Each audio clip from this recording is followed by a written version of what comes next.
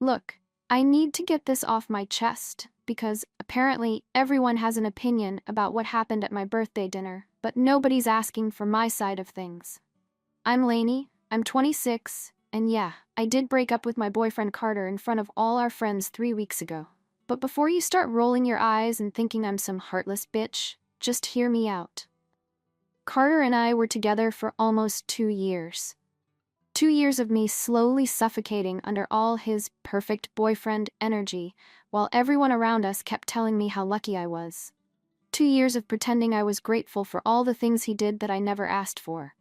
2 years of feeling guilty because I had this amazing guy who loved me so much, and all I wanted was for him to just stop. We met through work. Both of us deal with customers all day. Nothing fancy, but it pays rent. At first, all his attention was flattering.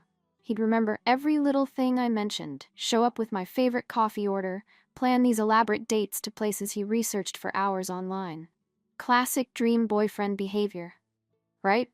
The kind of stuff that looks amazing on paper and makes all your friends jealous. But here's what nobody talks about. When someone puts you on a pedestal like that, there's no room to be human. Every bad mood became something he needed to fix. Every complaint about my day turned into him immediately Googling solutions or planning some grand gesture to cheer me up. I couldn't just be pissy about work without him launching into this whole speech about maybe I should look for a new job, or maybe we should plan a vacation to help me de-stress. And God, the hovering. Whenever we'd go out with friends, he'd stick to me like glue. Not in a controlling way. He wasn't jealous or possessive, but he'd just hover. While everyone else's boyfriends would mingle and have normal conversations, Carter would stay right next to me, jumping into every conversation I had, always finding ways to steer things back to how amazing I was. My friend Bella noticed it first. We were at her apartment for game night, and afterwards she pulled me aside and was like, "Girl, does Carter ever just relax?" And she was right. He was always performing. Always being the perfect, attentive, devoted boyfriend. It was exhausting to watch, and even more exhausting to be on the receiving end of. The worst part was how sensitive he got about everything. I'd make some throwaway comment, like when I told everyone about the time he tried to surprise me with homemade pasta and somehow managed to set off the smoke alarm. And he'd get this wounded look. Later he'd be like, "That story made me sound kind of incompetent." Like, dude, it was funny. Normal couples laugh about that stuff together. But Carter took everything so personally that I started editing myself around him, which made me resent him even more. By our first anniversary, I was already checking out emotionally. But breaking up with Carter isn't like breaking up with a normal person. Anytime I tried to bring up issues, he'd either get defensive or immediately start planning ways to fix whatever was bothering me. When I mentioned that we never did anything spontaneous, he literally made a list of spontaneous activities we could try. When I said I felt like he didn't have his own friends anymore, he started researching hobby groups he could join. He didn't get that I didn't want him to change. I wanted him to be someone else entirely. The physical stuff started feeling wrong too. Not because there was anything wrong with Carter, but because when you're not emotionally connected to someone anymore, everything else feels fake. And he could tell, which made him try even harder to be romantic and sweet, which made the whole thing feel more forced and uncomfortable. Around month 18, I started dreading our time together. He'd plan these elaborate date nights, and I'd spend the whole evening wishing I was home watching Netflix by myself. He'd bring me flowers just because, and I'd have to fake being touched when really I just felt trapped. But everyone loved him. My parents thought he was perfect. My coworkers would gush about how devoted he was whenever he'd show up to walk me to my car after work. Even Bella, despite her earlier comment, would make jokes about how I better not screw things up with such a catch. That's when I realized I was stuck. If I broke up with Carter, I wouldn't just be ending a relationship, I'd be disappointing everyone who had invested in our story. I'd be the ungrateful girl who threw away the perfect guy because she was too picky or too selfish to appreciate what she had. But staying felt impossible too. Every day with him felt like wearing a costume that didn't fit. smiling and playing the role of the happy girlfriend while dying inside. The breaking point came about 2 months before my birthday. We were out to dinner with another couple, Bella and her boyfriend Troy. The whole night, Carter kept doing this thing where he'd find ways to make me look amazing in every conversation.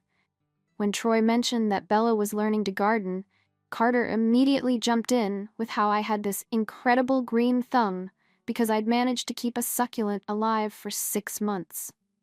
I don't have a green thumb. I have one plant that I water when I remember to, which is maybe twice a month. But there was Carter, building me up into this domestic goddess while I'm sitting there feeling like a fraud. Then, when Bella mentioned she was stressed about a project deadline, Carter starts telling this story about how I'm so good under pressure, how I always know exactly what to do in stressful situations, how I'd helped him through this crisis at work last month. Except the crisis was him panicking about a presentation, and my help was telling him to practice it out loud and maybe have a beer to calm down. Basic common sense stuff. But in Carter's version, I was this wise, supportive partner who saved the day with my incredible insight. By the time we left that dinner, I wanted to crawl under a rock. Bella and Troy probably thought I was dating my own personal hype man. And when I tried to explain to Carter that all the compliments were too much, he got that hurt look and said, "I'm sorry for being proud of you." See? You can't even have a normal conversation with someone like that, because everything becomes about their feelings getting hurt instead of addressing the actual problem. That night, lying in bed next to him while he slept peacefully, completely unaware that anything was wrong, I finally admitted to myself that I didn't love him anymore. Maybe I never really had. Maybe I just loved how much he loved me, and that's not the same thing. So when my birthday started approaching, and Carter began planning this elaborate group dinner, asking me to invite all our friends, coordinating with the restaurant, even arranging for a surprise cake, I just let him do it. Part of me felt guilty watching him put in all that effort, but another part of me was annoyed that he'd assumed I wanted all this fanfare without even asking. I never said I wanted a big group celebration. I never asked for a surprise cake or a fancy restaurant, but there he was, planning my perfect birthday according to his vision, not mine, just like everything else in our relationship. Bella could tell something was up because I kept making sarcastic comments about Carter going overboard again. She'd text me things like, "Just break up with him already, this is painful to watch." And she was right. The kindest thing would have been to end it before he spent all this money and effort. But here's what I realized. There was never going to be a perfect time. Any conversation about problems would just turn into Carter wanting to work on things or planning solutions I didn't want. I was tired of having the same circular discussions where nothing ever changed, except him trying harder, which made everything worse. The week before my birthday, we had this fight about restaurants. Carter wanted to stick with places we'd been before, because they were safe and he knew the menu. But I wanted to try somewhere new, somewhere exciting. When I brought this up, he immediately pulled out his phone and started researching options, asking what type of cuisine I was craving, reading reviews out loud. And I snapped. That's not the point. I want to be with someone who suggests new places himself, not someone who needs me to direct every decision. But he didn't understand. He thought the solution was better research and more planning, not actually developing his own sense of adventure. That's when I knew for sure we were fundamentally incompatible. He was always going to need detailed instructions and clear guidance, and I was always going to want a partner who could make decisions and take initiative without me having to manage him like a child. So by the time my birthday dinner rolled around, I'd already decided it was over. The only question was how to end it without another one of those exhausting conversations where he'd promised to change and beg for another chance. The night of the dinner, Carter picked me up looking so proud of himself. He'd coordinated everything perfectly, made reservations at this upscale place, invited exactly the right mix of friends, even arranged parking. "Tonight's going to be amazing," he kept saying during the drive, clearly expecting me to be blown away by his organizational skills. But sitting at that restaurant table, surrounded by 12 of our friends, watching Carter beam every time someone complimented the venue or the food, I felt absolutely nothing. Actually, that's not true. I felt angry. Here was this elaborate celebration of our relationship that I didn't want, planned by someone who thought he knew what would make me happy, without bothering to actually ask. The dinner itself was fine. Good food, normal conversation. But Carter kept steering things to highlight our relationship, or make me look good. When my friend Ashley mentioned having car trouble, he immediately launched into this story about my amazing problem-solving skills when his car wouldn't start last month. Except I hadn't solved anything. I'd suggested he call roadside assistance, which is what any reasonable person would do. But in Carter's retelling, I was this mechanical genius who diagnosed the problem and saved the day. Everyone's nodding along like I'm some automotive expert, and I'm sitting there feeling like a complete fake while Carter grins at me like he's just given me the best gift ever. That's when something inside me just broke. I was done pretending, done sitting there with a grateful smile, while everyone celebrated this relationship that felt like a prison sentence. Done protecting Carter's feelings, while suffocating my own honest emotions. When they brought out the surprise cake, which was beautiful, I'll admit, and everyone started singing happy birthday, I made my decision. I was going to tell the truth for once. Consequences be damned. As soon as everyone finished singing and started settling back into their seats, I stood up. I picked up my wine glass and tapped it with my knife until the whole table went quiet. Carter looked up at me with this expectant smile, probably thinking I was about to give some touching speech about how wonderful he was. Instead, I said exactly what I'd been thinking for months. I just want to thank everyone for coming tonight, and give a special thanks to my wonderful boyfriend, who's been so amazing. So amazing, in fact, that I'm happy to say I finally see him as a true best friend, and nothing more. The silence was incredible. You could have heard a pin drop. But I wasn't finished. I've been thinking about this for a while now, and I've realized that I love Carter, but not in that way. He's such a good person, and he deserves someone who can appreciate all the effort he puts into everything. But that person isn't me. I could see faces around the table, some shocked, some uncomfortable, and a few trying not to smirk. Bella was staring at me with her mouth open, but I could tell part of her was impressed that I'd actually gone through with it. Carter just sat there. He didn't argue, didn't get angry, didn't even look surprised. He just stared at me with this blank expression while I essentially ended our 2-year relationship in front of everyone we knew. And honestly, it felt amazing. For the first time in months, I was being completely honest about my feelings, instead of tiptoeing around everyone else's expectations. I was finally telling the truth, instead of maintaining some exhausting performance. After about 30 seconds of dead silence, Carter stood up, grabbed his jacket, and walked out of the restaurant. No dramatic speech, no begging me to reconsider, no scene at all. He just left like it was the most normal thing in the world. Part of me was actually annoyed by his reaction. Here I am, finally being brutally honest after months of pretending, and his response is to just leave? I almost expected him to fight for us, or at least demand an explanation. But no, he just disappeared into the night like he'd been planning his exit strategy all along. The table stayed awkward for a while after that. A few people tried to change the subject, but everyone was clearly shaken. Ashley made some comment about how honest I was being, but I could tell she didn't mean it as a compliment. Even Bella looked a little stunned by how direct I'd been. But you know what? I felt lighter than I had in months. Yeah, it was uncomfortable, but at least I wasn't sitting there choking on fake gratitude anymore. At least everyone knew exactly where I stood instead of me having to keep up this suffocating charade of being the perfect, appreciative girlfriend. We finished dinner. Well, most people picked up their food while avoiding eye contact with me, but the group started breaking up pretty quickly after that. Bella offered to drive me home, and while we waited for our ride, she was like, "Holy shit, Lainey. I mean, I knew you were unhappy, but that was intense." It needed to be done, I told her. I've been miserable for months. At least now it's out in the open. But even Bella seemed rattled by my method. I get wanting to break up with him, but did it have to be so public? And right then I knew everyone was going to focus on the delivery instead of the message. Nobody was going to care that I'd been suffocating in that relationship.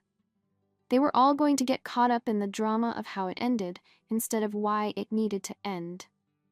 Sure enough, my phone started buzzing before I even got home. Not messages asking if I was okay or wanting to understand what led to this moment. Instead, I got texts like, "OMG, what just happened?" and "Are you okay?" That was so brutal, and I feel so bad for Carter right now. And that's what really got to me. Everyone felt bad for Carter. Poor Carter who got blindsided at a birthday dinner. Poor Carter who handled the whole thing with such dignity. Poor Carter who didn't deserve such cruel treatment. But nobody seemed to wonder why I felt desperate enough to make such a dramatic statement. Nobody asked what had been going wrong behind the scenes.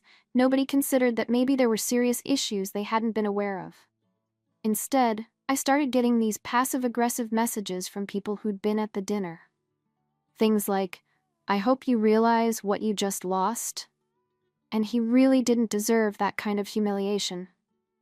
My own sister texted me asking how I could be so heartless to someone who'd been nothing but good to me. Heartless? For finally being honest about my feelings? For refusing to keep pretending I was happy when I wasn't?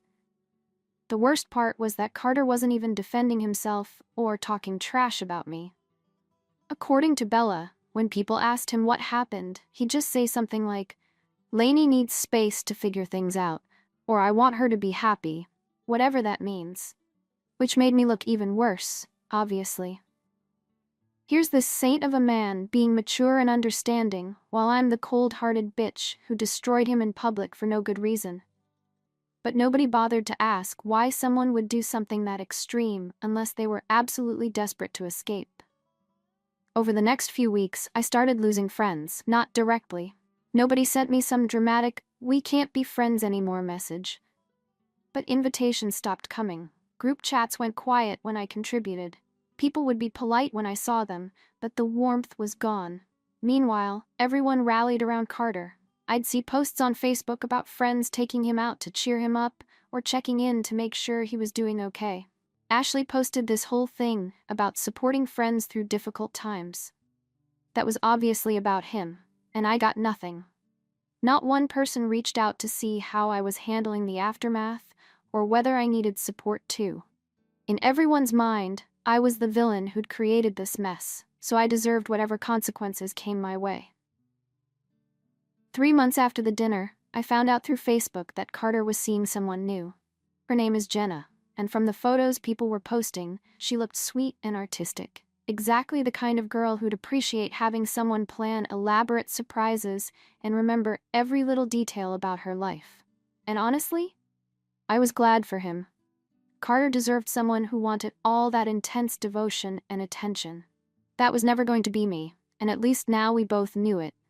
But suddenly everyone started making comments about how happy Carter looked, how good Jenna was for him, how they seemed so much more compatible than we ever had been, as if that proved I'd been wrong to end things. As if Carter being happy with someone else meant I should have just stayed miserable. I lost more friendships over this. Ashley stopped talking to me entirely after I made some comment about being glad Carter found his perfect match. Even Bella started making little digs about how I could have handled things differently whenever the subject came up. My family was worse. Every time I saw them, someone would bring up Carter, asking if I'd learned anything from the experience or wondering if I ever regretted my choice. My mom kept saying things like, "You had such a good man, and you threw it away for what?" For my sanity, I wanted to tell her. For the chance to be with someone I actually wanted instead of someone I was supposed to want. For the possibility of finding a relationship that didn't feel like wearing a costume that was 3 sizes too small. But I couldn't explain that without sounding selfish and ungrateful, which apparently I was anyway. Here's what I learned from this whole experience. People would rather you stay in a relationship that makes you miserable than risk making someone else uncomfortable. They'd rather you pretend everything is perfect than force them to witness the messy reality that sometimes good people aren't right for each other. And you know what? I'm not sorry. I'm not sorry for refusing to waste more of my life with someone I couldn't love the way he deserved.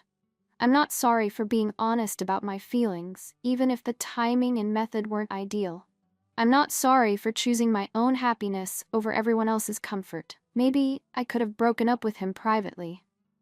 Maybe I could have had one more long conversation about our incompatibilities and given him another chance to work on things. But I'd already tried having those conversations, and they never went anywhere except him promising to try harder, which was the opposite of what I wanted. The truth is, some relationships don't work no matter how much effort one person puts in. And sometimes the kindest thing you can do is end things cleanly instead of dragging out the inevitable.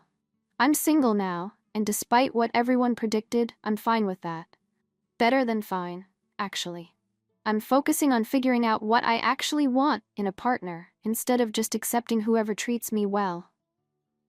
Maybe that makes me selfish. Maybe that makes me the villain in everyone else's story. But at least I'm not lying to myself anymore. At least I'm not sitting in some restaurant, forcing smiles while someone celebrates a relationship that feels like slow suffocation. And if being honest about that makes me the bad guy, then I guess that's what I am. 8 months later, I saw the engagement photos. Carter and Jenna, looking genuinely happy together in some beautiful outdoor setting. All our mutual friends were liking and commenting about what a perfect couple they made. How obvious it was that they were meant to be together. And for just a moment, seeing how radiant they both looked, I wondered if everyone had been right. If I really had thrown away something precious because I was too damaged or selfish or broken to appreciate it. But then I remembered how trapped I felt sitting next to Carter for 2 years. How exhausted I was from pretending to be grateful for things I didn't want. How relieved I felt the moment I finally told the truth. Jenna looked at Carter the way I never could. And Carter looked at her like she hung the moon, the same way he used to look at me. But the difference was she clearly looked at that way. That's when I realized I hadn't ruined a perfect relationship. I'd ended the wrong relationship, so the right one could happen. I'm still alone. I'm still the villain in most people's version of this story. I still don't have any regrets about what I did, even if I lost almost everything in the process. But at least I'm not fake anymore. At least I'm not pretending to be someone I'm not just to make other people comfortable. And honestly, that's worth being the bad guy.